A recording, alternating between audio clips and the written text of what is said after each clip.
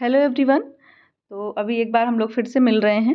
आपका जो ये मध्य प्रदेश का स्टेट एलिजिबिलिटी टेस्ट का पेपर हम लोग कर रहे थे, तो मैंने सोचा इसको आज ही ख़त्म कर दिया जाए। संडे से हम लोग इसको कर रहे हैं, ठीक है। तो ये पार्ट 1 पार्ट 2 आपका अपलोड है, आप देख सकते हैं।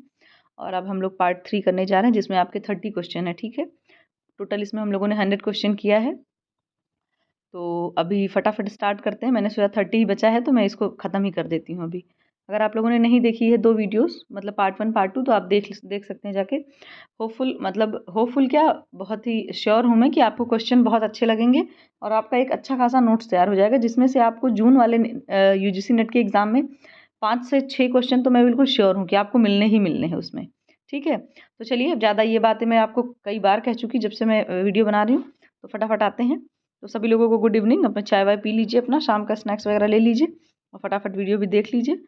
जिन्होंने नहीं देखा उनको दिखा भी दीजिए, ठीक है। तो अब हम लोगों का क्वेश्चन है कि theory of natural rights supported by whom, मतलब कि जो नैसर्गिक अधिकारों का सिद्धांत है वो किसके द्वारा दिया गया। तो आपका ये जो सिद्धांत है वो दिया गया, जो आपके जॉन लॉक हैं उनके द्वारा दिया गया, ठीक है। इस थ्योरी में होता क्या है, ये थ्योरी मतलब एक तरीके से ये कहती है कि जो हम ह्यूमन बींग्स हैं, उनका कुछ न कुछ जीने का, मतलब उनका कुछ अधिकार होता है, कुछ नेचुरल राइट्स उनके होते हैं। जैसे right to life, right to liberty, right to property. तो इन सभी चीज़ों की हमें नेचुरली, मतलब हमारा ये हक है कि आपको जीने दिया जाए, आपकी जो प्रॉपर्टी है उनमें आपको हिस्सा दिया जाए, आपको स्वतंत्रता दी जाए, ठीक है। इन सब चीज़ों का अधिकार तो हमें कॉन्स्टिट्यूशन भी देता है, लेकिन अगर ऐसे नेचुरली भी अगर देखा जाए एक सामान्य तरीके से, सामान्य तौर पे, तो भी ये सब चीज़ें एक ह्यूमन बीइंग के लिए मिलनी ही चाहिए, ठीक है। तो यहाँ पर ए ऑप्शन हमारा करेक्ट हो गया। फिर दूसरा है arrange the steps in conducting case study given by मूल्य एंड साबरनाथम, ठीक है। तो इसमें आपकी जो क्या बोलते हैं, केस स्टडी आपने पढ़ाई होगा कि किसी एक पर्टिकुलर टॉपिक के बारे में उस पर अच्छे से स्टडी करी जाती है, तो उसको हम लोग केस स्टडी कहते हैं, ठीक है। तो इसमें वही कह रहे हैं, आपको स्टेप्स में बताना है कि सबसे पहले क्या करते हैं फिर क्या करते हैं। तो देखिए, सबसे पहले आप क्या करेंगे, locating a case to be studied. सबसे पहले तो यही करेंगे ना कि आप एक केस लेंगे, एक टॉपिक लेंगे जिसपे आपको स्टडी करनी है। तो सबसे पहले आपका ये वाला हो जाएगा, यानी कि थर्ड वाला, ठीक है। थर्ड वाला फर्स्ट नंबर पे। इसके बाद आप क्या करेंगे, डेटा कलेक्ट करेंगे। उस आपके उस केस से रिलेटेड जितनी भी जानकारी होगी, जितना भी डेटा होगा, उसको आप कलेक्ट करेंगे। तो इसमें आपका जो है सेकंड हो जाएगा। एक सेकंड, मैं इस तरीके से लिखती हूँ। सबसे पहले हमारा थर्ड होगा, फिर हमारा फर्स्ट होगा। फर्स्ट के बाद फिर क्या होगा, आप क्या करेंगे, treatment and interpretation of the data. जाहिर सी बात है, जब डेटा कलेक्ट हो जाएगा तो उसको हम लोग इंटरप्रेट करेंगे और उसको जो है देखेंगे, उसको जैसे उसमें हेर फेर करना होगा, इंटरप्रिटेशन उसका करेंगे आप, ठीक है। तो यहाँ सेकंड नंबर पे हो जाएगा थर्ड वाला। फिर आपका फोर्थ नंबर पे आएगा कंक्लूजन एंड डॉक्यूमेंटेशन। सबसे लास्ट में क्या करते हैं, किसी चीज़ के लिए हम लोग उसको पूरा कंक्लूजन निकालते हैं, उसका निष्कर्ष निकालते हैं कि एटलीस्ट क्या निष्कर्ष निकला हमारी इस स्टडी का, ठीक है। तो यहाँ पर आपका जो सबसे पहले आपका थर्ड वाला होगा, फिर आपका डेटा कलेक्ट करेंगे हम लोग, फिर आप डेटा का कलेक्शन और इंटरप्रिटेशन और ट्रीटमेंट करेंगे, फिर हम लोग कंक्लूजन एंड डॉक्यूमेंटेशन करेंगे, ठीक है। हिंदी में भी आप लोग देख सकते हो यहाँ पे कि सबसे पहले क्या करेंगे, अध्ययन किए जाने वाले मामले का पता लगाएंगे, फिर डेटा संग्रह करेंगे, डेटा का उपचार और उसकी व्याख्या करेंगे, फिर लास्ट में उसका निष्कर्ष और दस्तावेजी करेंगे, ठीक है। सी ऑप्शन करेक्ट है यहाँ पे। फिर दूसरा है a group of few close friends known as. अभी आपका इसी से रिलेटेड क्वेश्चन आया था यूजीसी नेट के एग्जाम में, ठीक है। उसमें फिलहाल इसकी पूरी डिफिनेशन दी गई थी, बहुत एक तरीके से आप कह सकते हो कि परिभाषा दी थी, और बड़ा कठिन लैंग्वेज में थी एक तरीके से, अगर आप उसकी हिंदी देखो तो। लेकिन इसमें बड़ा आसान तरीके से पूछ रखा है कि कुछ करीबी दोस्तों के एक समूह को डैश के रूप में जाना जाता है। तो ऐसे जो समूह होते हैं, मतलब मान लीजिए कुछ ऐसे दोस्त हैं, उनका सर्किल है और उसमें उनका पूरा सेम एज के ही लोग हैं, है ना। और इसमें एक चीज़ और होती है कि जो सेम एज का पूरा उनका ग्रुप रहता है, उसमें किसी अननोन पर्सन के या किसी दूसरे लड़के के आने का कह सकते हो कि एंट्री बंद रहती है। जैसे लड़के कहते हैं ना कि यार हम ही लोगों का गुट है, इसमें दूसरे बच्चों को दोस्त नहीं बनाना है, ठीक है। तो इस तरीके का जो ग्रुप होता है उसको गुट बोला जाता है, और इंग्लिश में उसको बोलते हैं क्लिक। यहाँ पर देखिए गुट नहीं लिखा है इन्होंने, डायरेक्ट क्लिक ही लिख दिया है, ठीक है। तो ये हो गया क्राउड, मतलब भीड़, आप समझ ही रहे हैं। सर्कल क्या है, सर्कल भाई एक दायरा होता है ना लोगों का अपना, कि हमारा सर्कल है, ये फ्रेंड सर्कल है, या हमारा कम्युनिटी सर्कल है, ये इस तरीके का। तो ये आप इसको आप अगर एक लाइन में लिख लो तो वो ज़्यादा अच्छा रहेगा आपके लिए, ठीक है। तो यहाँ पर थर्ड ऑप्शन करेक्ट हो जाएगा, मतलब सी वाला। फिर दूसरा यहाँ पे हम लोगों को मैचिंग करनी है, पेरेंटिंग शैली से आपका क्वेश्चन है। तो पेरेंटिंग शैली आपको याद होगा, यूजीसी नेट वाले में भी आया था और इसमें भी आया है। तो सबसे पहला जो देखिए, इंडल्जेंट पेरेंट्स। इंडल्जेंट पेरेंट का मतलब होता है कि इच्छा के अनुसार मतलब करना, ठीक है। इच्छानुवर्ती अभिभावक एक तरीके से आप इनको कह सकते हैं। तो हम लोग ए को जो है मैच कर रहे हैं कि few attempts to direct their children. ये क्या करते हैं, थोड़ा बहुत कुछ प्रयास करते हैं कि अपने बच्चों को थोड़ा सा मतलब देखभाल कर सके थोड़ा सा, ठीक है।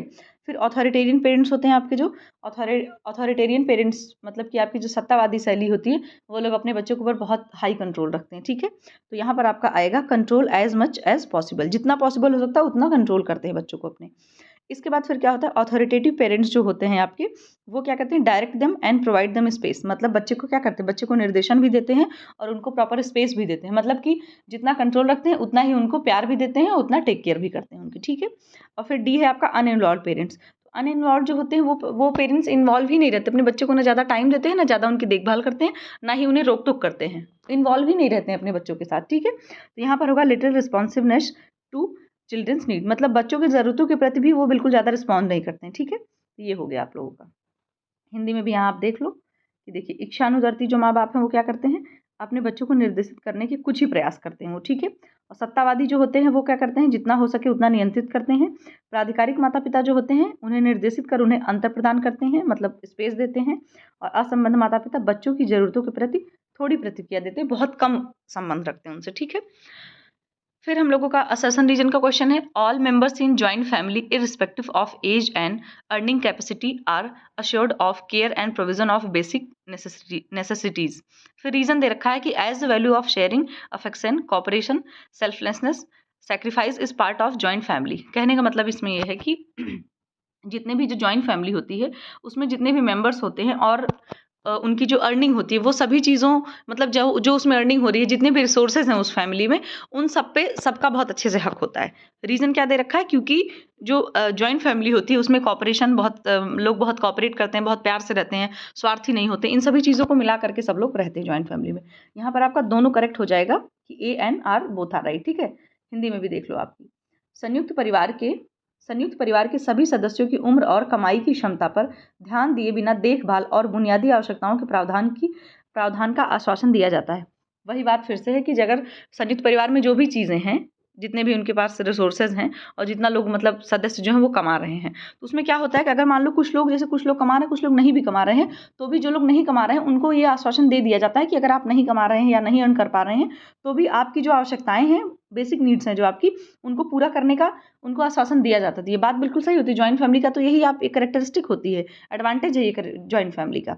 और इसका रीज़न दिया गया है कि मतलब कि जॉइंट फैमिली का ये एक एडवांटेज, या फिर आप कह सकते हो कि उसका नेचर ही यही है जॉइंट फैमिली का, कि वो लोग क्या करते हैं, प्यार से, सहयोग से, निस्वार्थता से और त्याग के मूल्य को अपने पारिवारिक जीवन का एक हिस्सा मानते हैं। इस वजह से यहाँ पे दोनों बातें बिल्कुल सही है, ए आपका करेक्ट आंसर हो जाएगा, ठीक है। फिर नेक्स्ट है, who was the founder of Brahmo Samaj. तो इसमें आपके पूछ रहा है कि ब्रह्मो समाज की स्थापना किसने करी है, तो जो आपके राजा राम मोहन रॉय थे उन्होंने ब्रह्मो समाज की स्थापना करी थी, ठीक है। और आपको ये तो पता ही है कि जो गांधी जी थे उन्होंने क्या बोलते हैं, बुनियादी शिक्षा की स्थापना करी थी उन्होंने। और रविन्द्रनाथ टैगोर को भी आपको पता है, रविन्द्रनाथ टैगोर ने क्या किया था, श्री निकेतन परियोजना जो आपकी है उसमें एक्सटेंशन वाले में, तो उसकी स्थापना इन्होंने करी थी, ठीक है। ये हमारा डी ऑप्शन यहाँ पे करेक्ट होगा। फिर असर्शन रीजन है, girls attain their adult height and weight 2 years earlier than boys. मतलब कि जो लड़कियां होती हैं वो अपनी जब वो बड़ी होती हैं तो उनकी जो हाइट और वेट है वो लड़कों की अपेक्षा 2 साल पहले ही उनको उनका हाइट और वेट बढ़ जाता है। रीजन दिया है, growth spurt, growth sport in girls begins and very sorry, growth spurts in girls begins and ends about 2 years before it does in boys. कि मतलब जो लड़कियां होती हैं उनकी जो ग्रोथ होती है वो लड़कों से 2 साल पहले ही शुरू होती है और 2 साल पहले ही जो है एंड भी हो जाती है। तो यहाँ पर भी आपका दोनों ऑप्शन जो होगा वो करेक्ट हो जाएगा, ए और आर दोनों करेक्ट होगा, ठीक है। क्योंकि ये बात बिल्कुल सही है कि जो लड़कियां होती हैं उनके अंदर जो है बड़े होने पे, मतलब ये कह सकते हो आपकी सेक्सुअल कैरेक्टरिस्टिक्स हो या उनके बड़े जैसे होने की, मतलब अडल्ट होने की जो कैरेक्टरिस्टिक्स होती है वो लड़कों से पहले ही आ जाती है, ठीक है। फिर यहाँ पर देखो लिखा है कि लड़कियां लड़कों की तुलना में 2 वर्ष पहले अपनी अवयस्क लंबाई और वजन प्राप्त कर लेती हैं, क्योंकि लड़कियों में विकास की गति लड़कों में होने से लगभग 2 साल पहले शुरू और समाप्त होती है, ठीक है। बिल्कुल ये बात सही है, दोनों यहाँ पे करेक्ट होगा। फिर है हमारा कि dash is a process of examining the collected raw data to detect error and omissions. तो कहने का मतलब ये है कि यहाँ पर क्या होता है कि गलतियों, ठीक है, जो आपकी गलतियां हैं और उनका पता लगाने के लिए सबसे पहले कच्चे डेटा को कलेक्ट करते हैं और उसको उसकी जांच करते हैं। तो जो एक थोड़ा सा डेटा कलेक्ट करते हैं और उसकी जांच करते हैं, उसको क्या कहा जाता है? बिल्कुल सही बात है, सैंपलिंग कहा जाता है। सैंपलिंग में मैंने आपको बताया था कि जो क्या कहते हैं, मान लीजिए अगर आप चावल लेने गए तो एक बोरी चावल रखा है, तो उसमें आप पूरे एक बोरी चावल को ही उठा उठा के नहीं देखते हैं कि चावल कैसा है। आप एक चुटकी में उठाते हैं और देख लेते हैं कि कैसा है चावल। तो हम वो थोड़ा सा उठा करके एक अंदाजा लगाते हैं कि हाँ, सारा चावल अच्छा होगा। उसी तरीके से रिसर्च में भी यही होता है कि जिस पॉपुलेशन पे हम स्टडी करने जा रहे हैं, वहाँ की पॉपुलेशन का हम एक छोटा-सा हिस्सा उठा लेते हैं और उसी हिस्से को जो है टेस्ट करके या उस पे स्टडी करके देखते हैं कि पूरी पॉपुलेशन से क्या मतलब रिज़ल्ट आ रहा है। उसी हिसाब से आप जो मतलब ये करते हैं, आप रिज़ल्ट एक जनसंख्या से थोड़ा-सा एक उठाते हैं टॉपिक या उनका एक छोटा-सा टुकड़ा उठाते हैं जनसंख्या के बीच से, वो आपका सैंपल कहलाता है। और उस पे जो आप स्टडी करके छोटा-सा अपना एक एग्ज़ाम्पल या आप कह सकते हो कि रिज़ल्ट निकालते हैं, वही आपका होता है सैंपलिंग, ठीक है? तो यहाँ पर आपका ए ऑप्शन करेक्ट दिख ही रहा है और ये आपका होगा ही। कोडिंग आपको पता ही है कि जो जो डेटा होता है उसको इंटरप्रेट करते हैं तो उसको कोडिंग बोलते हैं। टैबुलेशन आपको पता ही है कि डेटा को इस तरीके से टैबुलेशन फॉर्म में लगाना, और एडिटिंग मतलब क्या है कि चीज़ों को थोड़ा-सा एडिट करना, ठीक है? तो ए ऑप्शन यहाँ पे करेक्ट हो जाएगा हमारा। फिर दूसरा है कि in research data can be collected by, जो आपका रिसर्च होता है, शोध होता है, उसमें कौन-कौन सी विधियों के द्वारा आप डेटा कलेक्ट कर सकते हैं? तो इंटरव्यू के थ्रू भी कर सकते हैं, क्वेश्चनर के थ्रू भी कर सकते हैं, ऑब्जर्वेशन के थ्रू भी कर सकते हैं। डी आपका करेक्ट आंसर हो जाएगा, ठीक है? यहाँ पे फिर हमारा नेक्स्ट है असर्शन रीजन का। Case study method is a very popular form of qualitative analysis. Reason दिया है deals with intensive investigation of the particular unit under consideration. कहने का मतलब है जो केस स्टडी है वो आपकी क्वालिटेटिव एनालिसिस होता है, वो सबसे पॉपुलर फॉर्म है। ये बात बिल्कुल आपकी करेक्ट है कि जो आपका केस स्टडी है वो एक क्वालिटेटिव एनालिसिस के अंतर्गत आता है, ठीक है? अब कारण दिया गया है कि विचाराधीन विशेष इकाई की गहन जांच से संबंधित है। कहने का मतलब क्या है कि ये क्या करती है? इन्वेस्टिगेशन करती है particular unit under consideration. Case study में यही होता है। केस स्टडी में हम 50 चीजें नहीं पढ़ते हैं, कोई एक जो है एरिया पकड़ लेंगे और उसी एरिया के बारे में बहुत ही डीप स्टडी करेंगे और बहुत अच्छे से उसका पूरा एनालिसिस करेंगे। इस वजह से यहाँ पे भी आपका दोनों आंसर करेक्ट हो जाएगा, ए, ठीक है? ए ऑप्शन करेक्ट है हमारा। फिर दूसरा है अरेंज करना है इसको भी आपको, तो सीधे आपको पता ही, देखो क्या होता है, इसमें तो कुछ बताना नहीं है आपको कि ये क्या दिया गया है। आपको कम्युनिकेशन का बर्लो का मॉडल है, ये जिन्होंने बर्लो का मॉडल लगाया था 1960 में, तो बर्लो का मॉडल को आपको सीक्वेंस में लगाना है। सबसे पहले आपका क्या होगा, सोर्स हो जाएगा। फिर आप क्या होगा, इनकोडर, जो मतलब मैसेज का सोर्स आपका क्या होगा कि मैसेज को इनकोड कौन करेगा, ठीक है? ये आपका सोर्स हो गया, फिर आपका इनकोडर होगा, फिर आपका मैसेज आएगा, फिर आपका डिकोडर, फिर आपका चैनल, फिर आपका रिसीवर, ठीक है? अब यहाँ पे देख लेते हो आप, ये देखिए यहाँ पे सबसे पहले जो आपका होगा स्रोत यानी कि पांचवा, फिर आपका आएगा कूट लेखक, मतलब कि मैसेज को इनकोड करेगा, चाहे वो साइंस मतलब चाहे किसी साइंस में, चाहे किसी साइंस का मतलब विज्ञान वाला नहीं, साइन की बात हो रही है, ठीक है? मतलब संकेत कर सकते हो आप कि उसको किस तरीके से ओरल कम्युनिकेट करना है या रिटन कम्युनिकेट करना है ना, ये चीज़ इनकोड करेगा उसका। इसके बाद फिर क्या करेगा, मैसेज मैसेज को चूज करेगा कि क्या मैसेज देना है लोगों को।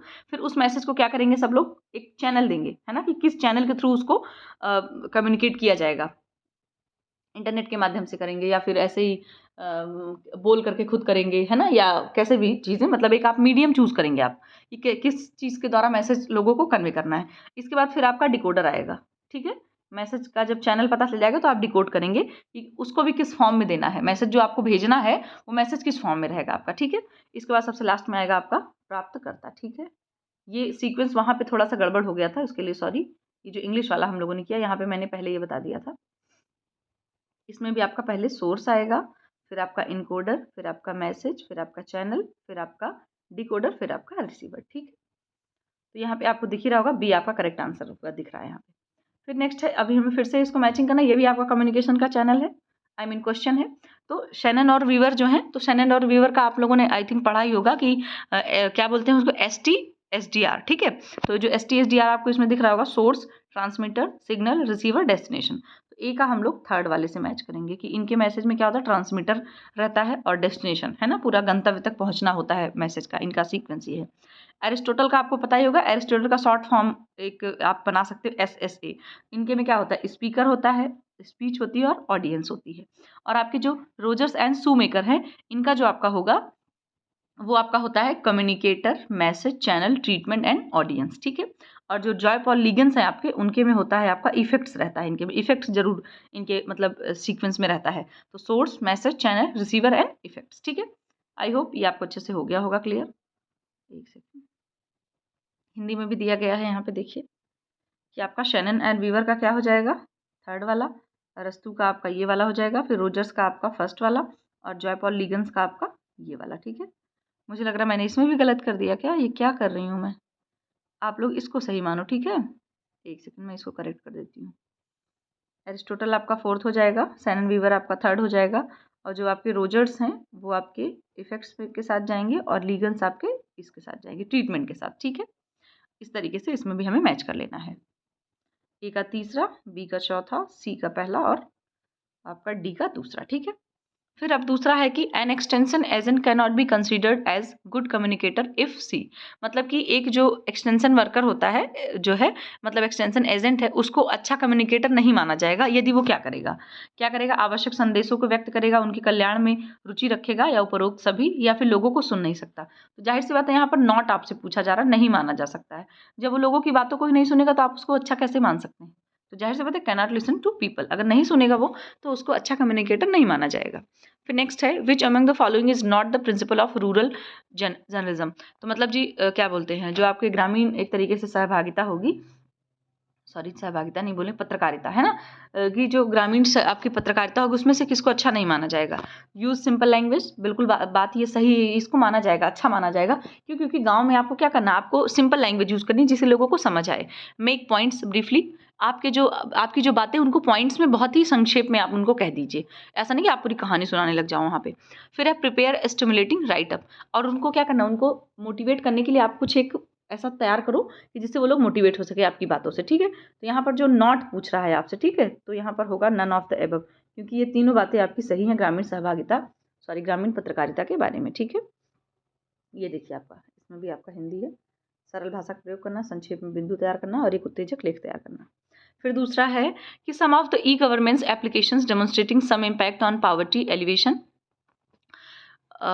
Empowerment of citizens, increased transparency, lowered corruption are. कहने का मतलब क्या है कि इसमें ये जो आपको तीनों ऑप्शन दिए गए हैं, इनमें से कुछ ऐसे ई गवर्नेंस जो है एप्लीकेशन बनाए गए हैं जिनसे क्या होता है कि इनको बना करके ये दिखाया जा रहा है कि मतलब जो कुछ मतलब जो आपके नागरिक हैं उनको एम्पावर कर सकें, और कुछ जो गरीबी है उसको कम कर सकें, और जो करप्शन है उसको भी थोड़ा कम कर सकें। तो जो आपका इसमें भूमि प्रोजेक्ट कर्नाटका है, ज्ञानदूत है, ई चौपाल है, इसमें ये तीनों एप्लीकेशन ऐसे हैं जो इन सभी तीनों चीज़ों पे काम करते हैं, मतलब पॉवर्टी को कम करते हैं, और सिटीजन मतलब जो नागरिक हैं उनको थोड़ा सशक्त बनाते मदद करते हैं, और क्या करते हैं, एक जो ट्रांसपेरेंसी जो है उसको भी बढ़ाते हैं, मतलब कि आप कह सकते हो कोई मतलब धांधली न रहे। इसके बाद जो है करप्शन को भी थोड़ा कम करते हैं। तो ये तीनों चीज़ें आपकी ऐसी जो ज्ञानदूत है, चौपाल है और ये है ई चौपाल, जो आपका होता है ये गांव में होता है, स्पेशली कृषि लोगों के लिए, जो किसान होते हैं ये लोग उसमें क्या करते हैं, ई चौपाल के थ्रू इनको इंटरनेट के थ्रू गांव में कृषि के बारे में, एग्रीकल्चर के बारे में तरह तरह की जानकारी, अलग अलग नई नई जो इनोवेशंस निकलती हैं उन सब चीज़ों के बारे में इनको पता चलता है। ठीक है, और जो ये जो ज्ञानदूत है, ज्ञानदूत भी जो है एक गाँव में जो इंटरनेट का कनेक्शन दिया जाता है कृषि लोगों को, उनसे रिलेटेड है ये आपका ज्ञानदूत। ठीक है, ये देखिए इस तरीके का, ये देखिए गांव के हैं, ये आराम से ये गांव के हैं, इसमें देखिए सबको दिखा रहा है इस तरीके से, देखो भाई ये है ई चौपाल, इस तरीके से इन्होंने लगा रखा है, ये सब जितने लोग हैं सभी लोग देख रहे हैं। ठीक है, चलो फिर आते हैं दूसरे क्वेश्चन पे। अब हिंदी में देखिए वही दिया गया है, इसमें आप देख सकते हैं। ठीक है, फिर है अससन रीजन की one of the good ways of communicating the information with the villagers is folk songs, मतलब क्या है कि जो आपका फोक सॉन्ग्स है, लोकगीत जो होती है, ये एक बहुत ही अच्छा कम्युनिकेट करने का एक अच्छा माध्यम है गांव के लोगों को। अगर कोई जानकारी देनी है, जानकारी देने के लिए गांव के लोगों में जो लोकगीत है वो एक बहुत अच्छा कम्युनिकेट करने का माध्यम है। रीजन दिया गया है the villagers have great fascination for their folk songs and dance. कहने का मतलब क्या है, जो गांव के लोग होते हैं वो क्या करते हैं, वो लोकगीत के प्रति और नृत्य के प्रति बहुत ही मतलब बहुत आस्था रखते हैं, एक तरीके से आप कह सकते हो। ये दोनों बातें बिल्कुल सही हैं। ठीक है, तो यहाँ पर भी हमारा ए ऑप्शन करेक्ट हो जाएगा। हिंदी में देखो लिख रखा है कि ग्रामीण के साथ सूचना संप्रेषित करने के लिए लोकगीत अच्छे तरीकों में से एक है। लोकगीतों और नृत्य के प्रति अत्यधिक आकर्षण होता है, दोनों वो लोग अट्रैक्ट होते हैं उन चीज़ों की तरफ। ठीक है, ए ऑप्शन करेक्ट हो जाएगा। फिर दूसरा, when was the first generation Indian national satellite was launch from Cape carnival.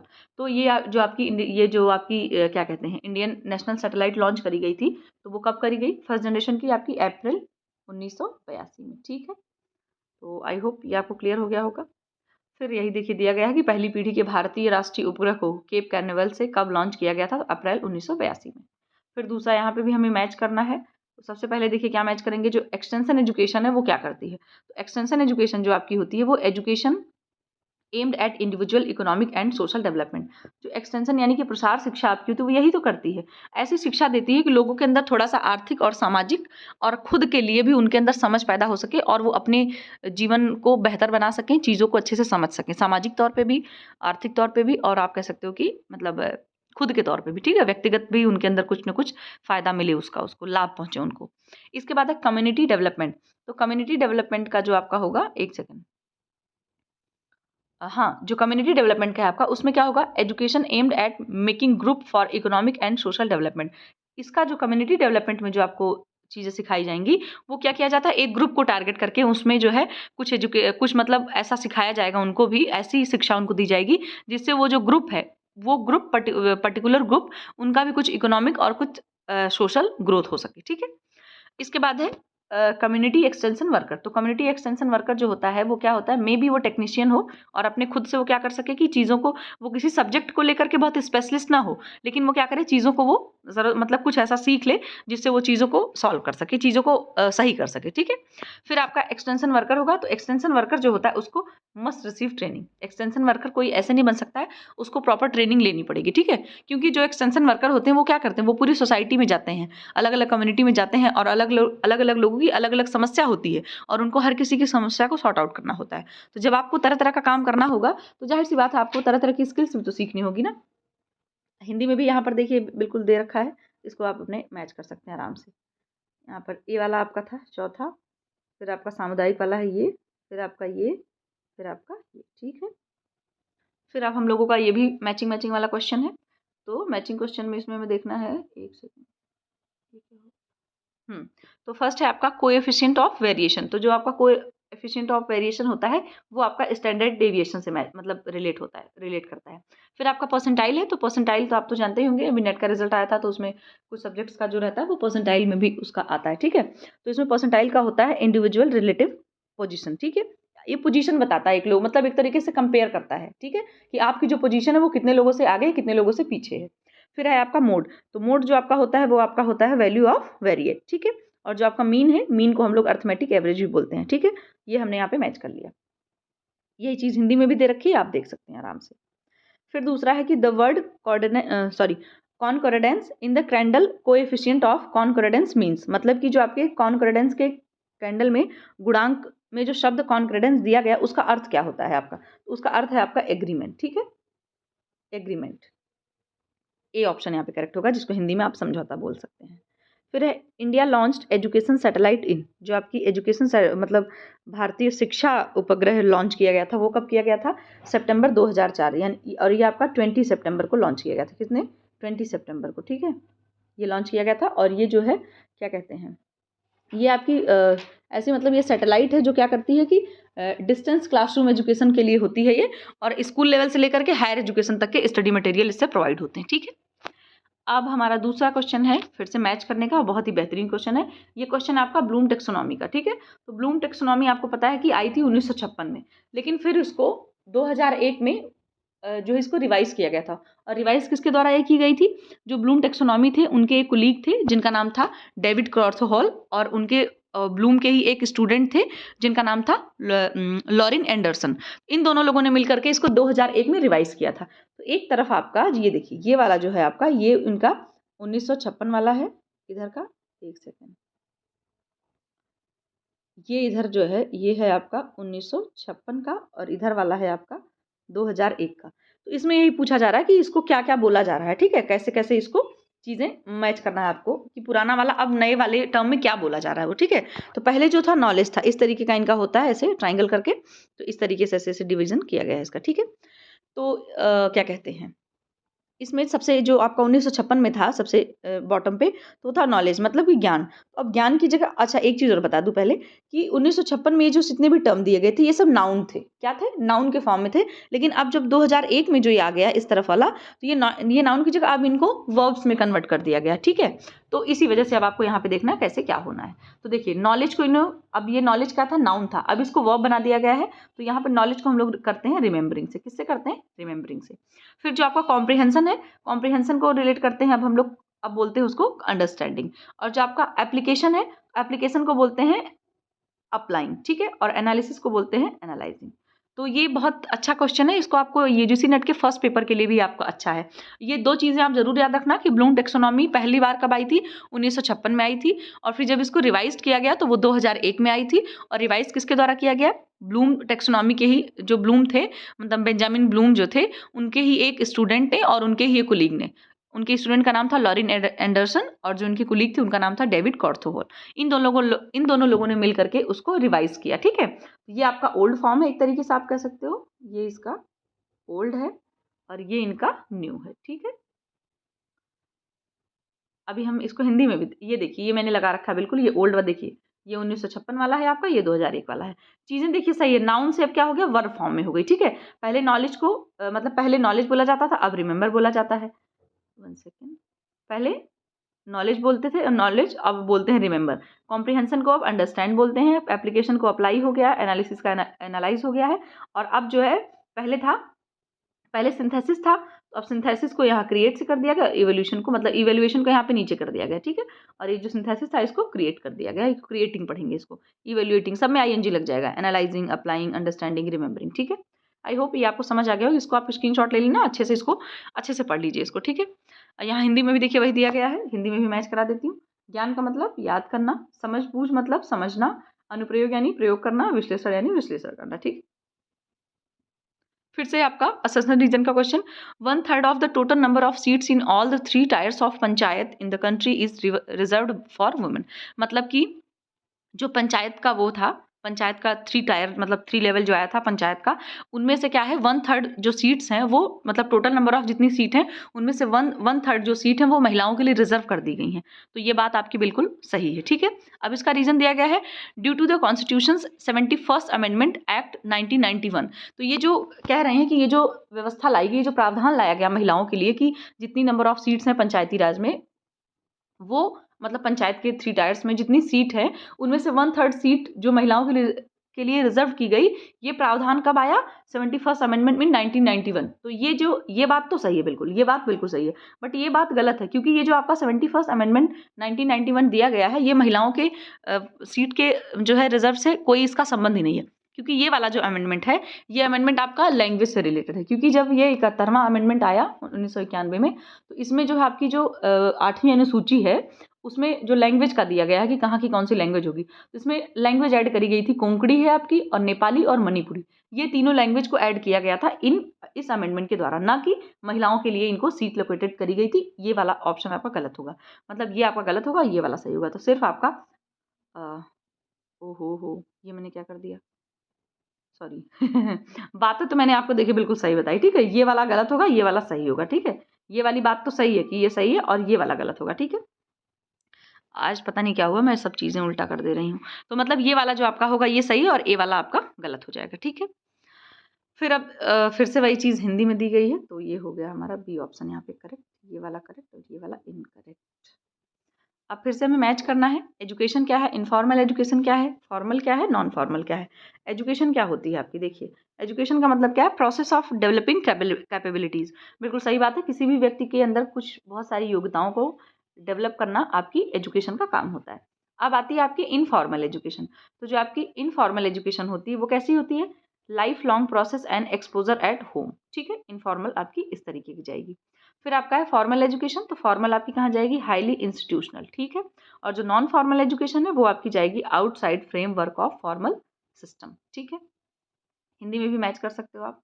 शिक्षा जाएगी यहाँ, अनौपचारिक जाएगी आपकी जीवन भर चलने वाली प्रक्रिया, और औपचारिक जाएगी अत्यधिक संस्थागत यानी कि एकदम बिल्कुल हाईली स्ट्रक्चर्ड होती है, और ये आपकी जाएगी औपचारिक प्रणाली के ढांचे के बाहर होती है, ठीक है? फिर है यहाँ पे, अब फिर से हमें इसमें करना है अरेंज। क्या अरेंज करना है, adopters category on the basis of adopting new idea from early to late. ये आपके जो एवर्ट रोजर्स हैं उनकी थ्योरी है आपकी, सॉरी एवर्ट रोजर्स नहीं, देखो नाम भूल गई मैं, एवर्ट रोजर्स की थ्योरी तो आपकी दूसरी थी, एवर्ट रोजर, ये आपकी जो डिफ्यूजन ऑफ थ्योरी है एवर्ट रोजर्स ही हैं इसके, हाँ ठीक है सही है। तो इसमें आपकी सीक्वेंस में लगाना है आपको। तो सबसे पहले क्या होगा, इनोवेटर्स होते हैं, ठीक है? तो एक सेकंड ऐसे कर देते हैं। सबसे पहले आपका होगा सेकंड नंबर वाला आएगा, इनोवेटर्स होते हैं। जब इनोवेटर्स होते हैं तो इनोवेटर्स के बाद क्या होता है, अर्ली अडॉप्टर होते हैं, ठीक है? अर्ली अडॉप्टर के बाद आपकी आती है अर्ली मेजॉरिटी, अर्ली मेजॉरिटी के बाद आपकी आती है लेट मेजॉरिटी, इसके बाद आपके एक सेकंड, यहाँ पे 5 होगा, ये आपका यहाँ पर 5 होगा, ये होगा 5। फिर आपका लेगार्ड्स, जो लेगार्ड्स आपके होते हैं वो सबसे लास्ट में आते हैं। तो 2 1 3 5 4, ठीक है। यहाँ पे भी हिंदी में देख लो आप, 2 1 3 5 4, ठीक। अब यहाँ पर जैसे सबसे पहले नवीनता लाने वाले होंगे, फिर आपके जल्दी ग्रहण करने वाले, फिर आपके पूर्व बहुमत होगा, फिर आपके देर से बहुमत होगा, और फिर आपके सबसे लास्ट में आएंगे लेगार्ड्स, ठीक है। अब यहाँ पर दूसरा क्वेश्चन है, which of the given below is not the principle of extension education, कि कौन सा इसमें प्रसार शिक्षा का सिद्धांत नहीं है। कल्चरल डिफरेंसेस, यूनिटी और harmony, grass root, learning by doing. इसमें जितनी भी चीज़ें होती हैं, बिल्कुल सही बात है, कल्चरल लेवल पे वो लोग काफ़ी अलग अलग लोग होते हैं और आकर के चीज़ों को सीखते हैं। यूनिटी एंड हार्मनी जैसा इसमें कुछ नहीं होता है, इस वजह से यहाँ पर बी ऑप्शन करेक्ट होगा। और आपकी जो करके सीखते हैं एक्सटेंशन एजुकेशन में हम लोग, और बिल्कुल जमीनी स्तर से एकदम चीज़ों को बड़ा ग्रास लेवल से, ग्रास रूट लेवल से लेकर के चलते हैं, है ना। और ये आपका कल्चर डिफरेंस तो उसमें होता ही है, ठीक। फिर दूसरा, इसको भी हमें क्या करना है, इसमें भी हमें इसको लगाना है, एक सेकेंड।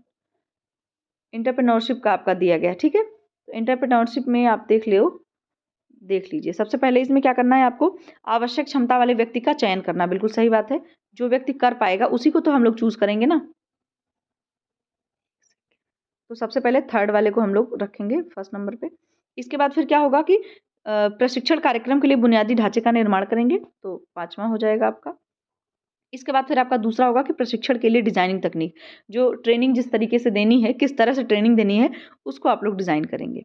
इसके बाद फिर क्या करेंगे कि चयन और प्रशिक्षण प्रक्रिया शुरू करेंगे, कि तब आप लोगों को सेलेक्ट कर लेंगे और उनकी ट्रेनिंग भी स्टार्ट कर देंगे।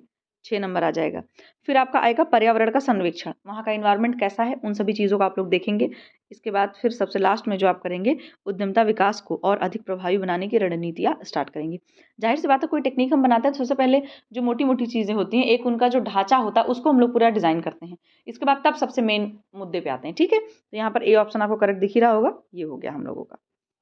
दूसरा है, which of the below given finish is use to develop lustre in cotton. तो ये बड़ा फेमस क्वेश्चन है आपका, कि जो कौन सी ऐसी फिनिशिंग है जो क्या करी जाती है, कपास में विकसित करती है। इसको हम लोग बोलते हैं मर्सराइजेशन। तो ए आपका करेक्ट ऑप्शन हो जाएगा। और जो आपकी नैपिंग फिनिशेज है, ये क्या करती है, रोए को उठाती है और कपड़े को एकदम, रोए उठाने से कपड़े को बिल्कुल एक गर्माहट और एक सही समतल सतह प्रदान करती है। रोए उठा दिए जाते हैं, नैपिंग पर सज्जम आप ये कह सकते हो। और जो आपका पार्चमेंटाइजेशन होता है, वो एक तरीके की आस्थेटिक फिनिशिंग है, मतलब कि सौंदर्य को बढ़ाने वाली फिनिश है ये। और ये कपास, मतलब कि सॉरी, जो सेल्यूलोजिक फाइबर होते हैं उन पर ये इसको यूज़ किया जाता है, ठीक है। और स्टिफनेस भी दी जाती है इस पर, मतलब जब इसको कर दिया जाता है जिस कपड़े पे, उस कपड़े पे आपकी स्टिफनेस भी अच्छे से आ जाती है। और जो आपका स्टेंटरिंग है, तो स्टेंटरिंग परिसज्जा जो आपकी होती है, ये एक तरह की मैकेनिकल फिनिशिंग है। और ये भी जो है कपड़े को फैलाव देने, कपड़े को मतलब फैलाया जाता है, थोड़ा सा कपड़ा फैलने वाला बन जाता है इस परिसज्जा के बाद। और इसको स्टेंटरिंग इसलिए कहा जाता है क्योंकि ये जो फैलाने का काम किया जाता है, वो एक स्टेंटर मशीन होती है, उस पर डाल करके कपड़े को स्टेंटरिंग करी जाती है, ठीक है। तो ये हो गया, आपकी चारों परिसज्जा हो गई। फिर से है आपका, the specific objectives of operational research project do not include, मतलब कि आपका जो ऑपरेशनल रिसर्च है उसमें आप क्या है ऐसा जिनको आप इंक्लूड नहीं करेंगे। तो टेस्ट करेंगे, अडॉप्ट करेंगे न्यू एग्रीकल्चर टेक्नोलॉजी, बिल्कुल सही बात है, करेंगे आप। Determine profitability of new technology, कि नई टेक्नोलॉजी अगर आप यूज़ कर रहे हैं तो उसके क्या फ़ायदा हो रहा है, कुछ प्रॉफिट आपको हो रहा है या नहीं हो रहा है, वो भी हम देखेंगे ही।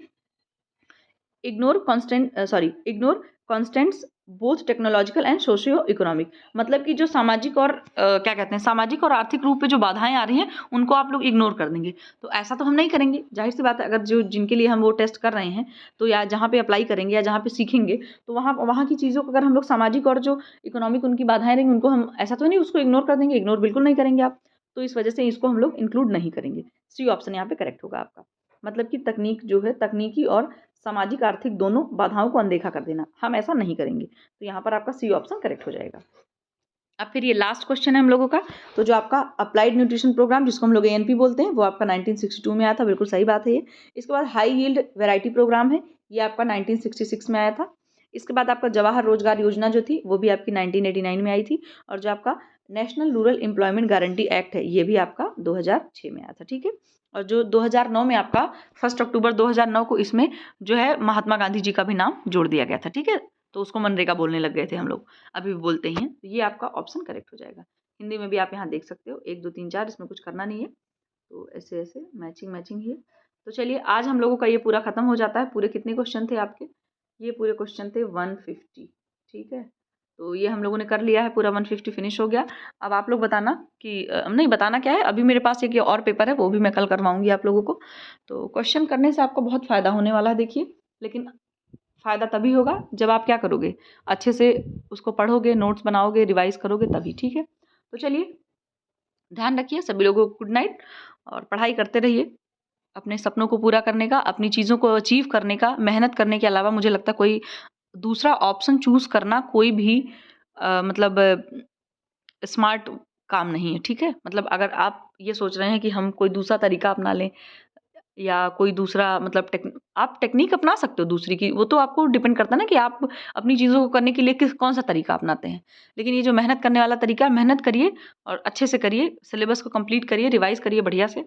चलिए फिर मिलते हैं बाद में कल दूसरी वीडियो के साथ, दूसरे क्वेश्चन के साथ। तब तक ध्यान रखिए, बाय बाय, टेक केयर।